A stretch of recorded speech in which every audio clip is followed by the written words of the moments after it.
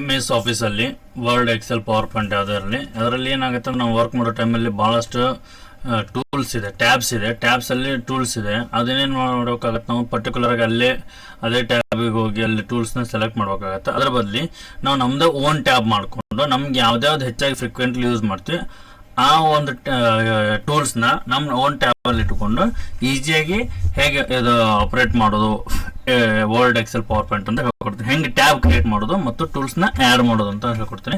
ಇಲ್ಲಿ ನೋಡ್ಬೋದು ನಾವು ಮೈ ವರ್ಕಿಂಗ್ ಟ್ಯಾಬ್ ಅಂತ ನಂದು ಒಂದು ಓನ್ ಟ್ಯಾಬ್ ಇದೆ ಮಾಡ್ಕೊಂಡಿದ್ದೀನಿ. ಜಸ್ಟ್ ಇದರಲ್ಲಿ spelling, grammar, styles, text colour ಸ್ಯಾಂಪಲಿಗೆ ಇದು ಮಾಡಿದ್ದೀನಿ, ಆ್ಯಡ್ ಮಾಡ್ಕೊಂಡಿದ್ದೀನಿ. Text box, shrink, shapes, so ಎಲ್ಲವುದು ಇಲ್ಲಿ ನೀವು ಆ್ಯಡ್ ಮಾಡಿದ್ದೈತೆ ನಾನು. ಸೊ ಹಂಗೆ ಅದನ್ನು ಯಾವ ಥರ ನಮಗೆ ಬೇಕಾದಂಥ ಟೂಲ್ಸ್ನ ಹೆಂಗೆ ನಮ್ಮದು ಒಂದು ಟ್ಯಾಬ್ ಮಾಡಿ ಮತ್ತು ಆ ಟೂಲ್ಸ್ನ ಆ್ಯಡ್ ಮಾಡೋದು ಅನ್ನೋದನ್ನು ಈಗ ಹೇಳ್ಕೊಡ್ತೇವೆ, ನೋಡೋಣಂತ. ನಮಸ್ಕಾರ ಸ್ನೇಹಿತರೆ, ಟೆಕ್ ಬಾನ್ 90 ಟೆಕ್ ಗುರು ಎಸ್ ಹಿರೇಮಠ್ ಯೂಟ್ಯೂಬ್ ಚಾನಲ್ಗೆ ತಮ್ಮೆಲ್ಲರಿಗೂ ಸ್ವಾಗತ. ಈಗೇನಂದರೆ ಓನ್ ಟ್ಯಾಬ್ ಕ್ರಿಯೇಟ್ ಮಾಡೋದು ಹೆಂಗೆ ಅಂತ ಹೇಳ್ಕೊಡ್ತೀನಿ. ವರ್ಡ್ ಎಕ್ಸೆಲ್ ಪವರ್ ಪಾಯಿಂಟಲ್ಲಿ ಡೈರೆಕ್ಟಾಗಿ ಏನಂದರೆ ಫೈಲ್ ಅಂತ ಇರುತ್ತೆ, ಫೈಲ್ ಕ್ಲಿಕ್ ಮಾಡಿರಿ. ಇಲ್ಲಿ ಆಪ್ಷನ್ಸ್ ಅಂತ ಇರುತ್ತೆ, ಆಪ್ಷನ್ ಕ್ಲಿಕ್ ಮಾಡಿರಿ. ಆಪ್ಷನ್ ಕ್ಲಿಕ್ ಮಾಡಿದ್ಮೇಲೆ ಇಲ್ಲಿ ಕಸ್ಟಮೈಸ್ ರಿಬ್ಬನ್ ಅಂತ ಐತಿ, ಇದನ್ನು ಕ್ಲಿಕ್ ಮಾಡಿರಿ. ಇದನ್ನು ಕ್ಲಿಕ್ ಮಾಡಿದ್ಮೇಲೆ ಇಲ್ಲಿ ನೋಡ್ಬೋದು ಕಸ್ಟಮೈಸ್ ರಿಬ್ಬನ್ ಮೇನ್ ಟ್ಯಾಬ್ಸ್ ಅಂತ ಅದಾವೆ. ಸೊ ಈಗ ನಾನು ಒಂದು ಹೊಸ ಟ್ಯಾಬ್ ಕ್ರಿಯೇಟ್ ಮಾಡ್ತೀನಿ, ಅದಕ್ಕೆ ನ್ಯೂ ಟ್ಯಾಬ್ ಅಂತ ಐತಿ, ಇಲ್ಲಿ ನೋಡ್ಕೋಬೋದು. ನ್ಯೂ ಟ್ಯಾಬ್ ಕ್ಲಿಕ್ ಮಾಡಿರಿ.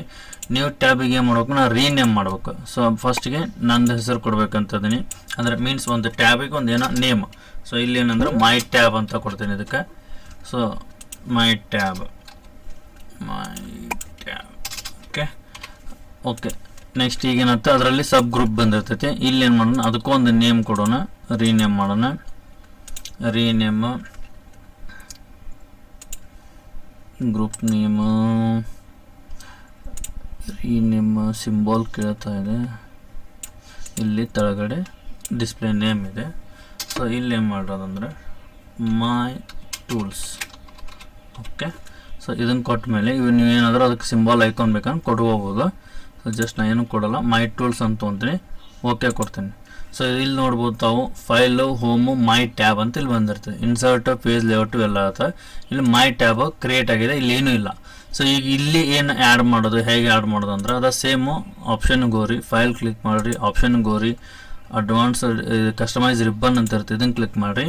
ಇಲ್ಲಿ ಮೈ ಟೂಲ್ಸಲ್ಲಿ ಇಲ್ಲೇ ನೋಡ್ಬೋದು ನೀವು ಪಾಪ್ಯುಲರ್ ಕಮೆಂಟ್ಸ್ ಅಂತ ಇರ್ತವೆ.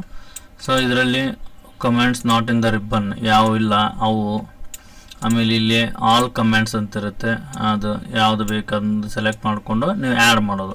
ಸೊ ಈಗ ನೆಕ್ಸ್ಟ್ ಏನೈತಿ, ಇಲ್ಲಿ ಮ್ಯಾಕ್ರೋಸು, ಫೈಲ್ ಟ್ಯಾಬ್ಸು, ಆಮೇಲೆ ಅದೇ ರೀತಿ ಆಲ್ ಟ್ಯಾಬ್ಸ್ ಅಂತ ಇರುತ್ತೆ. ಇದ್ರಾಗ ನೀವು ಯಾವ ಬೇಕು ಪರ್ಟಿಕ್ಯುಲರ್ ಹೋಮ್ನಾಗ ಏನು ಬೇಕು ಅವು ನೀವು ಹೀಗೆಲ್ಲ ಮಾಡ್ಕೋಬೋದು. ಜಸ್ಟ್ ಇಲ್ಲಿ ನಾವು ಪಾಪ್ಯುಲರ್ ಕಮೆಂಟ್ಸ್ ಅಲ್ಲಿ ತೊಗೊತೀನಿ.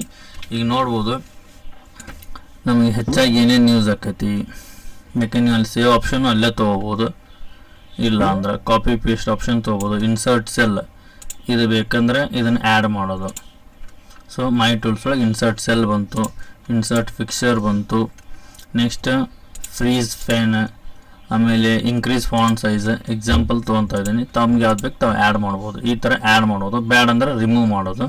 ಹೊಳ್ಳಿ ರೈಟ್ ಕ್ಲಿಕ್ ಮಾಡಿ ಅಲ್ಲಿ ರಿಮೂವ್ ಮಾಡ್ತಾ ಬಂದರೆ ಆಟೋಮೆಟಿಕ್. ಮತ್ತು ನೀವೇನೈತಿ ಟ್ಯಾಬನ್ನು ಸೆಲೆಕ್ಟ್ ಮಾಡಿದ್ರಿ ಅಂದರೆ ಟ್ಯಾಬ್ ಸೆಲೆಕ್ಟ್ ಮಾಡಿದ್ಮ್ಯಾಗ ಅಲ್ಲಿ ರಿಮೂವ್ ಆಪ್ಷನ್ ಬರ್ತೈತಿ. ಇವೆಲ್ಲ ಡಿಲೀಟ್ ಆದಮೇಲೆ ಒನ್ ಬೈ ಒನ್ ಡಿಲೀಟ್ ಮಾಡ್ಕೊಂಡ್ಮೇಲೆ ಅದು ಬರ್ತೈತಿ ಆಪ್ಷನ್ ರಿಮೂವ್ ಅಂತ, ಅದನ್ನು ನೀವು ಮಾಡ್ಕೋಬೋದು. ಸೊ ಈಗ ನಾನು ಟೆಸ್ಟಿಂಗಿಗೆ ಇವನ್ನಷ್ಟೇ ತೋರಿಸ್ತಾ ಇದ್ದೀನಿ.